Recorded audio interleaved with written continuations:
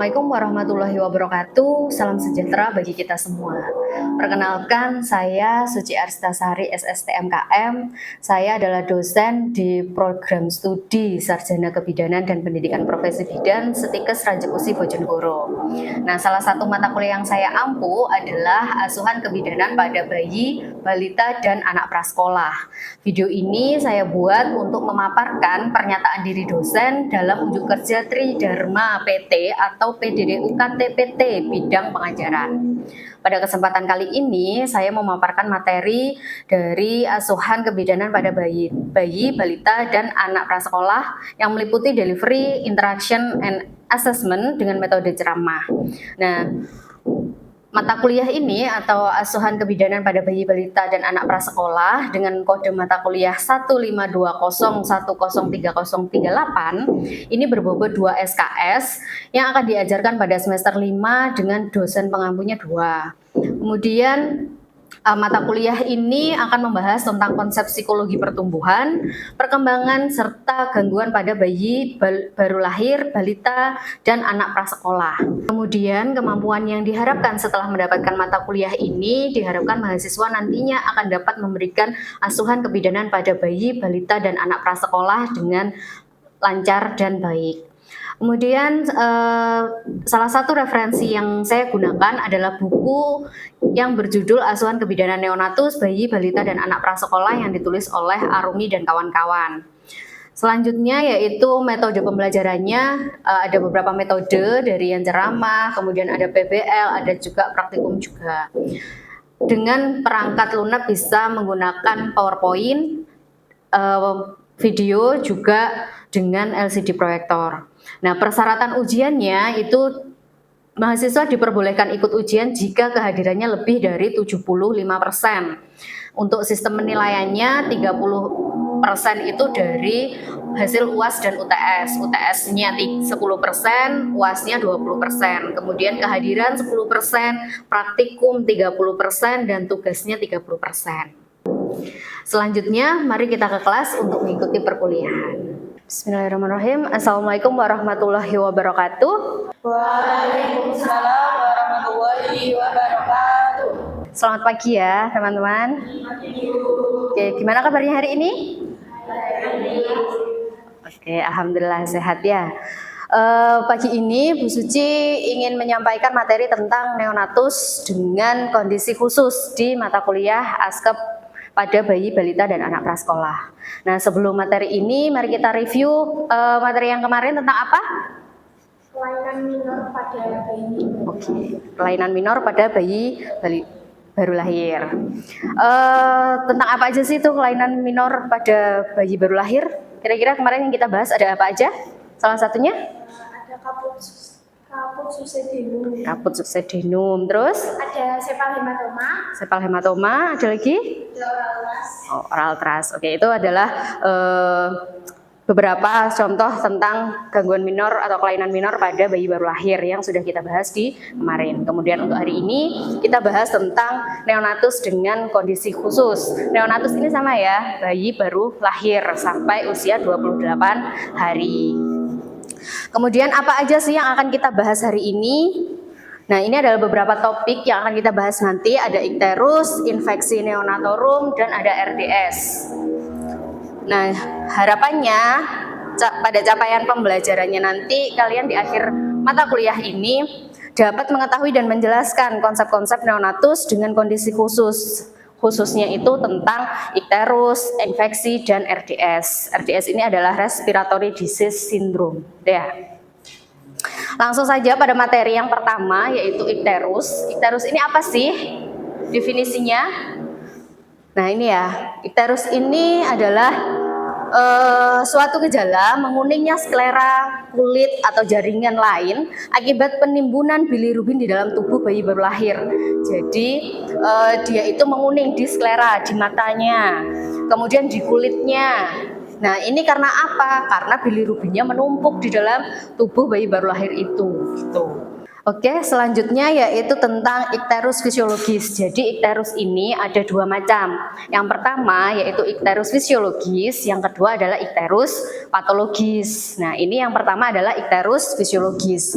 Apa sih ikterus fisiologis ini? Yang seperti apa? Nah, ikterus fisiologis ini adalah ikterus yang timbul pada hari kedua dan hari ketiga yang tidak mempunyai dasar patologi. Ikterus fisiologi baru dapat dinyatakan sesudah observasi dalam minggu pertama sesudah kelahiran. Jadi kalau pada bayi baru lahir, di hari pertama dan hari kedua kok dia kuning, itu masih wajar, bukan sesuatu yang patologis atau bahaya gitu ya. Kemudian tanda-tandanya yaitu ada timbul pada hari kedua dan ketiga. Kadar bilirubin indirek sesudah 2 kali 24 jam tidak melewati 5 mg/% pada neonatus cukup bulan dan 10 mg/% pada neonatus kurang bulan. Jadi bilirubin pada bayi yang lahirnya prematur atau kurang bulan itu 10 mg/% itu masih aman gitu. Nah, tapi kalau pada bayi yang cukup bulan itu sudah memasuki, dia termasuknya ikterus patologis. Yang fisiologis pada bayi yang cukup bulan itu 5 mg/% gitu ya. Kemudian kecepatan peningkatan kadar bilirubin tidak melebihi 1 mg per hari. Jadi pada bayi baru lahir yang dia terlihat kuning kemudian dirawat di rumah sakit, itu biasanya dia diobservasi. Nah, dalam hari pertama ke hari kedua itu kenaikan bilirubinnya itu dicek melebihi 1 mg/% atau tidak gitu. Kemudian kadar bilirubin direk tidak melebihi 1 mg/%, ikterus hilang pada 10 hari pertama. Nah, kenapa tadi disebutkan bahwasanya ini bisa didiagnosis kalau dia tidak patologis itu di minggu pertama, karena dia akan menghilang dengan sendirinya di 10 hari. Itu kalau yang fisiologis. Tapi kalau patologis dia mungkin bisa menetap lebih lama gitu. Kemudian tidak terbukti mempunyai hubungan dengan keadaan patologi. Jadi semua keseluruhan sistem tubuhnya itu bagus gitu. Kemudian yang kedua ada ikterus patologis. Nah, ini yang harus diwaspadai. Ikterus patologis ini adalah ikterus yang mempunyai dasar patologis atau kadar bilirubinnya mencapai suatu nilai yang mempunyai potensi menimbulkan Kern ikterus atau hiperbilirubinemia gitu. Adapun tanda-tandanya, yang pertama ikterus ini terjadi di 24 jam pertama saat kelahiran. Jadi kalau yang fisiologis tadi di hari kedua atau ketiga, tapi kalau yang hari pertama nih baru lahir, jam sekarang lahir kok nanti sore dia kuning, itu harus diwaspadai gitu ya. Kemudian peningkatan konsentrasi bilirubin 5 mg/% atau lebih di 24 jam pertama, di setiap 24 jam gitu. Jadi setiap harinya bilirubinnya naik gitu ya. Kemudian konsentrasi bilirubin serum waktu yaitu 10 mg pada neonatus kurang bulan dan 12,5 mg pada neonatus cukup bulan. Etiologinya, kenapa kok bisa terjadi ikterus ini, Bu? Nah, ini dasarnya yaitu produksi yang berlebihan pada bilirubinnya tadi lebih daripada kemampuan bayi untuk mengeluarkan. Jadi kemampuan bayi mengeluarkannya sedikit tapi produksi bilirubinnya lebih banyak gitu ya. Kemudian gangguan dalam proses uptake dan konjugasi hepar. Gangguan ini dapat disebabkan oleh imaturitas hepar. Jadi biasanya ini terjadi pada neonatus yang prematur, lahirnya prematur gitu ya. Dia karena lahirnya prematur sehingga hepar atau hatinya itu belum matang dengan sempurna sehingga belum bisa memecah bilirubin dengan sempurna gitu ya. Selanjutnya ada gangguan dalam transportasi bilirubin dalam darah terikat oleh albumin kemudian diangkut ke hepar. Nah, ini ikatan bilirubin ini dapat dipengaruhi oleh obat-obatan. Nah, misalnya ibu hamil yang tadinya hamil itu dia mengkonsumsi obat-obatan yang akan mengganggu dari ikatan bilirubin ini gitu. Selanjutnya ikterus ini menetap sesudah 2 minggu pertama. Nah, tadi kalau yang fisiologis dia di 10 hari aja udah hilang atau bahkan nggak sampai 1 minggu. Tapi kalau yang patologis dia bisa menetap hingga 2 minggu atau lebih gitu ya. Kemudian kadar bilirubin direknya melebihi 1 mg. dan mempunyai hubungan dengan proses hemolisis. Ada inkontabilitas darah, definisis eksim, dan juga spesies gitu. Jadi ada ada gangguan bawaan di dalam tubuhnya gitu ya. Kemudian penata laksanaannya ada tindakan umum dan ada tindakan khusus. Tindakan umumnya ini memeriksa golongan darah ibu pada masa hamil. Kemudian ada mencegah trauma lahir, pemberian obat pada ibu hamil atau bayi baru lahir yang dapat menimbulkan ikterus, infeksi dan juga dehidrasi. Kemudian pemberian makanan ini dapat dengan jumlah cairan dan kalori yang dibutuhkan bayi baru lahir. Jadi disesuaikan pemberian makanannya, tidak berlebihan juga tidak kurang. Gitu. Kemudian tindakan khususnya mempercepat metabolisme dan pengeluaran bilirubin dengan cara salah satunya fototerapi. Itu ya. Jadi kalau dia itu ikterusnya sudah patologis, biasanya dia akan dirawat di rumah sakit yang ada di dia diberi fototerapi. Jadi terapi pakai sinar gitu untuk memecah bilirubinnya gitu. Nah, ini caranya, lampu yang dipakai ini sebaiknya tidak digunakan lebih dari 500 jam. Jadi kalau di rumah sakit itu lampunya kan diganti dengan rajin gitu ya, dengan sesuai waktunya. Kalau sudah selesai ya diganti dengan lampu yang baru. Kemudian pakaian bayi dibuka agar bagian tubuhnya dapat seluas mungkin terkena sinar. Jadi ketika kalau fototerapi, kalau sedang terapi sinar itu bajunya dibuka, ya percuma kan kalau misalnya bajunya itu tetap digunakan. Jadi sinarnya tidak maksimal masuk ke dalam tubuhnya itu. Kemudian diberi penutup mata.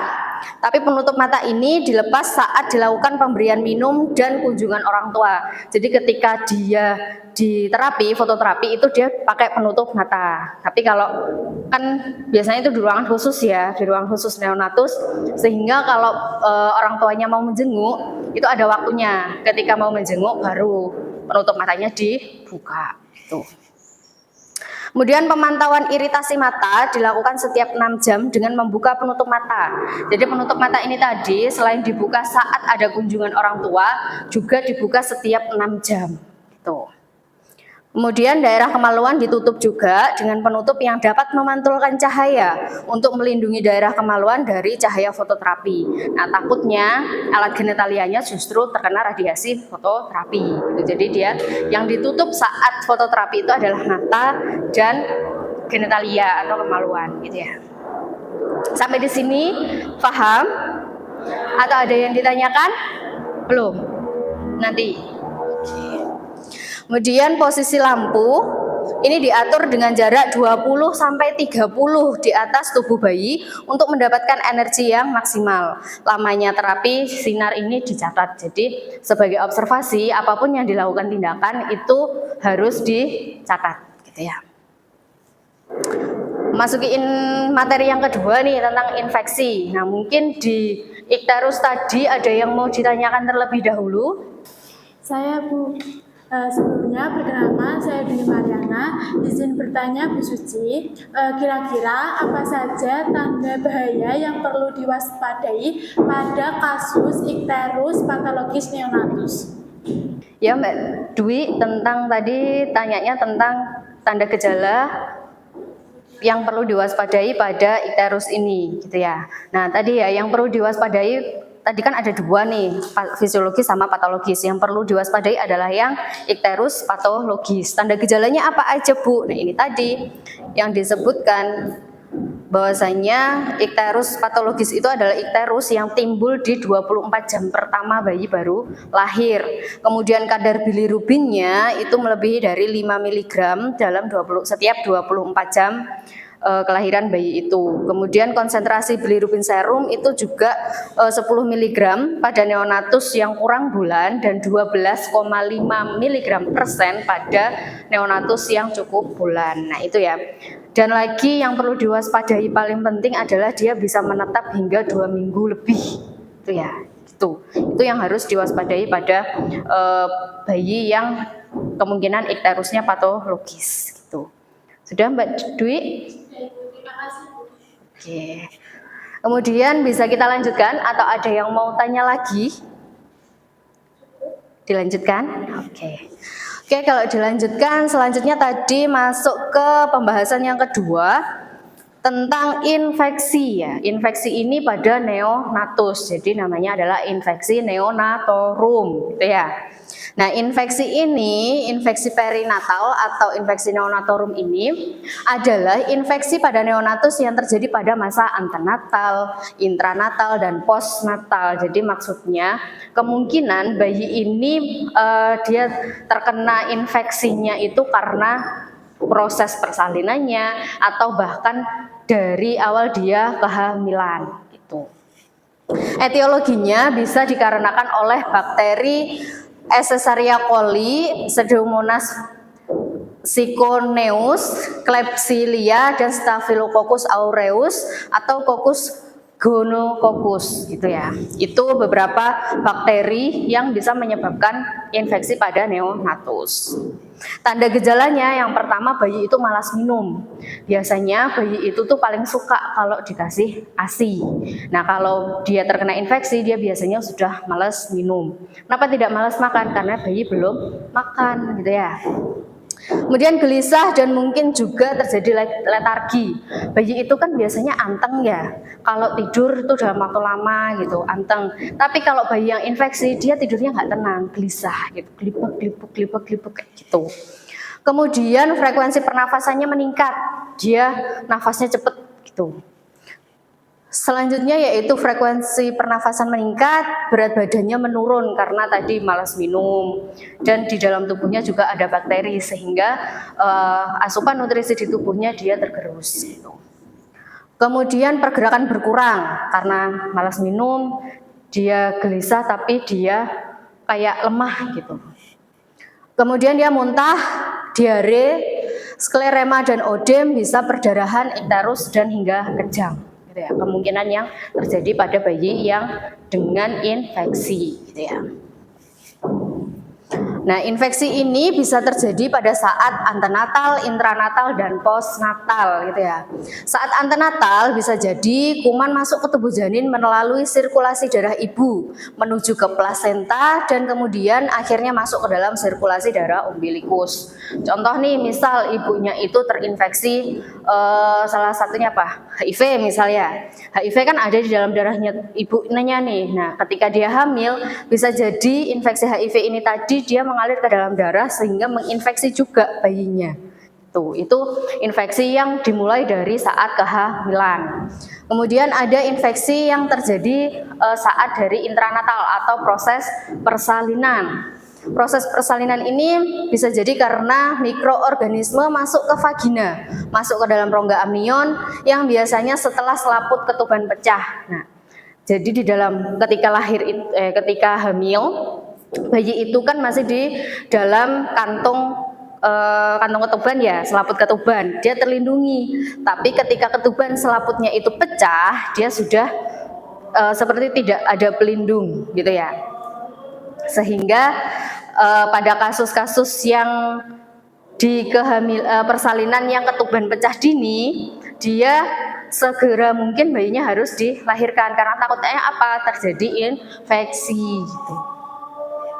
Kemudian bisa juga terjadi pada saat postnatal atau masa nifas. Biasanya setelah bayi lahir lengkap, misalnya melalui kontaminasi langsung dengan alat yang tidak steril. Contohnya nih, bayi baru lahir itu kan ada tali pusatnya. Ketika tali pusatnya dipotong, tapi memotongnya pakai gunting yang tidak steril, bisa jadi di sana ada bakteri atau mikroorganisme yang menempel di guntingnya sehingga dia bisa masuk melalui tali pusat yang dipotong tadi. Gitu. Selanjutnya infeksi berat Infeksi berat ini tergantung jenis kuman yang berkembang biak. Nah, sebelum kita lanjutkan, apakah saya terlalu cepat menjelaskannya? Tidak. Oke, bisa dilanjutkan ya kalau gitu. Oke, selanjutnya ada infeksi berat tergantung jenis kuman yang berkembang biak.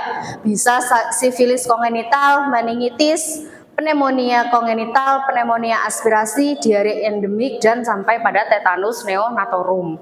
Jadi pada bayi baru lahir ini biasanya kalau yang infeksi-infeksi berat ini terjadi dari masa kehamilan, berasal dari ibunya gitu biasanya.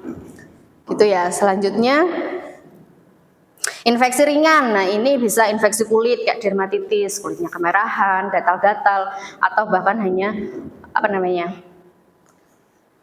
alergi gitu ya. Dan selanjutnya infeksi pada pusat, tadi bisa jadi karena dia pemotongannya dengan alat yang tidak steril, atau pada saat perawatan tali pusat sehari-harinya juga tidak steril.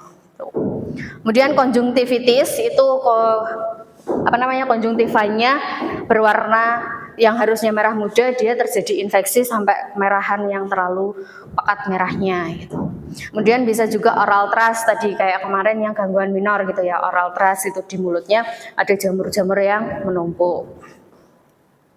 Nah, penata laksanaannya gimana pada neonatus yang dengan infeksi ini? Ini ya, untuk penata laksanaannya, untuk mencegah infeksi sendiri, perawatan harus secara aseptik dan inkubator harus aseptik pula jika dia berada di dalam inkubator. Kemudian ruangan tempat merawat bayi terpisah, bersih dan tidak dibenarkan banyak yang memasuki ruangan kecuali petugas. Semua alat yang diperlukan harus steril. Jadi biasanya kalau di rumah sakit gitu ada ruangan khusus neonatus sehingga tidak semua orang bisa masuk ke dalam ruangan tersebut ya. Kemudian memberikan lingkungan yang optimal, pemberian oksigen dengan hati-hati karena bisa menjadi fibrosis paru dan kerusakan pada retina, dan pemberian cairan dan elektrolit yang diperlukan. Kemudian juga diberikan antibiotik. Ini yang untuk mengatasi infeksinya harus diberikan dengan antibiotik gitu ya. Sampai di sini ada yang tanyakan lagi atau dilanjutkan? Lanjutkan. Oke. Selanjutnya ada Respiratory Disease Syndrome atau RDS. Ada yang pernah mendengar RDS ini? Belum. Oke, RDS ini adalah sindrom gawat nafas atau RDS dengan gangguan pernafasan pada bayi. Jadi RDS ini bisa mengakibatkan bayi memerlukan oksigen tambahan dan bantuan pernafasan karena hubungannya dengan gangguan nafas gitu ya. Biasanya RDS ini memburuk pada 48 jam pertama hingga 72 jam. Kemudian membaik setelah mendapatkan pengobatan. Jadi dia akan memburuk, tapi kalau tertangani dengan baik dia juga akan bisa membaik gitu. RDS ini menyerang pada bayi ketika bayi tidak memiliki cukup surfaktan di paru-paru. Apa itu surfaktan? Surfaktan ini adalah cairan yang dibuat oleh paru-paru yang menjadikan saluran udara atau alveoli tetap terbuka untuk menghirup udara sesudah lahir. Pembuatan surfaktan ini pada bayi yang belum lahir dimulai pada sekitar 26 minggu kehamilan. Bila bayi lahir prematur, yaitu sebelum 37 minggu kehamilan, kemungkinan dia belum membuat surfaktan yang cukup. Jadi RDS ini biasanya terjadi pada bayi-bayi yang lahirnya prematur. Karena apa? Kurang surfaktan di dalam paru-parunya, gitu ya. Nah, yang beresiko lebih besar terkena RDS ini adalah yang pertama, bayinya laki-laki atau berkulit putih. Jadi biasanya ini terjadi pada kulit putih itu maksudnya adalah orang-orang Eropa yang gitu ya. Kemudian bayi yang memiliki saudara kandung yang lahir dengan RDS. Jadi riwayat kakaknya atau adiknya itu RDS. Kemudian bayinya kembar 2 atau lebih dari 2. Bayi lahir kembar itu seringnya prematur sehingga tadi surfaktan di dalam paru-parunya berkurang. Kemudian bayi yang lahir dengan operasi sesar, proses persalinan membantu paru-paru bayi siap untuk menghirup udara. Kemudian bayi tidak mendapatkan cukup oksigen sebelum, selama, dan setelah lahir atau ketika asfiksi perinatal gitu ya. Itu yang bisa menyebabkan dia terkena sindrom respiratory disease. Kemudian bayi mempunyai kondisi yang disebut patent ductus arteriosus atau PDA atau kelainan jantung bawaan. Itu biasanya juga bisa mengalami RDS. Kemudian bayi yang kesulitan menjaga suhu tubuh dan terjadi infeksi. Nah, ibu yang menderita diabetes juga bisa beresiko tinggi melahirkan bayi yang nantinya akan RDS. Nah, sampai di sini apakah ada yang mau ditanyakan lagi? Saya, Bu. Sebelumnya, perkenalkan nama saya Citra. Izin Bu Suci mau bertanya bagaimana cara mencegah terjadinya komplikasi seperti penyakit Kern iterus. Nah, kita tahu juga bahwasanya Kern icterus ini tadi adalah komplikasi atau infeksi icterus yang berat gitu ya. Nah, gimana biar tidak terjadi sampai berat? Nah, tadi kewaspadaan seorang ibu kalau punya bayi yang baru lahir gitu, kok 24 jam pertama ini sudah warnanya kuning, matanya kuning, udah males minum dan lain-lain, itu harus segera waspada, segera periksakan ke dokter atau dibawa ke tenaga kesehatan di fasilitas kesehatan sehingga dia bisa dapat ditangani dengan cepat sehingga dia tidak sampai pada fase Kern iterus. Itu. Gimana Mbak Citra? Sudah jelas ya? Itu gimana yang lain? Sudah jelas semua? Sudah. Oke, kalau ada lagi yang mau ditanyakan? Cukup. Kalau tidak ada yang ditanyakan, sebelum kita akhiri, mari kita refresh atau kita evaluasi sejenak. Tadi yang kita bahas itu tentang apa aja sih? Infeksi, RDS. Oke, ada ikterus, infeksi, dan juga RDS. Nah, ikterus ini tadi ada berapa macam? 2 macam. Apa aja Mbak? Oke, fisiologis dan patologis. Nah, ada yang bisa membedakan tadi yang fisiologis sama yang patologis? Baik, saya Bu. Ya. Untuk perbedaannya sendiri dari ikterus fisiologis dan juga patologis, untuk ikterus fisiologis itu munculnya pada hari kedua dan juga hari ketiga. Kemudian lamanya sendiri bisa bertahan sampai dengan 1 minggu. Setelah itu yang kedua untuk ikterus patologis muncul 24 jam setelah bayi lahir dan bisa berlangsung sampai dengan 2 minggu. Seperti itu Bu, kurang lebih. Betul Mbak Barotun. Nah, dari ikterus fisiologi dan patologis ini tadi perbedaannya ada di lamanya hari dan kapan timbulnya gitu ya. Kemudian yang kedua yaitu tentang infeksi. Infeksi tadi bisa terjadi saat kapan aja? Yang pertama ada saat antenatal, yang kedua saat intranatal, yang ketiga saat postnatal. Nah, kemudian materi yang ketiga adalah tentang RDS. Nah, RDS ini adalah sindrom gawat nafas yang biasanya terjadi saat bayi itu lahirnya prematur atau kurang bulan gitu ya. Oke, baik teman-teman, bahwasanya hari ini mata kuliah hari ini sudah selesai. Mungkin nanti akan dilanjutkan di pertemuan yang berikutnya. Nah, untuk tugas di hari ini nanti membuat resume aja ya, resume tentang materi hari ini tadi. Kemudian yang tugas yang kedua yaitu belajar tentang materi yang berikutnya. Ada di RPS ya, nanti bisa dilihat materi yang berikutnya itu tentang apa. Tuh. Oke. Sudah ya, sudah kita simpulkan juga hari ini. Terima kasih untuk waktunya, semoga bermanfaat. Saya tutup. Wassalamualaikum warahmatullahi wabarakatuh. Waalaikumsalam warahmatullahi wabarakatuh. Terima kasih Bu.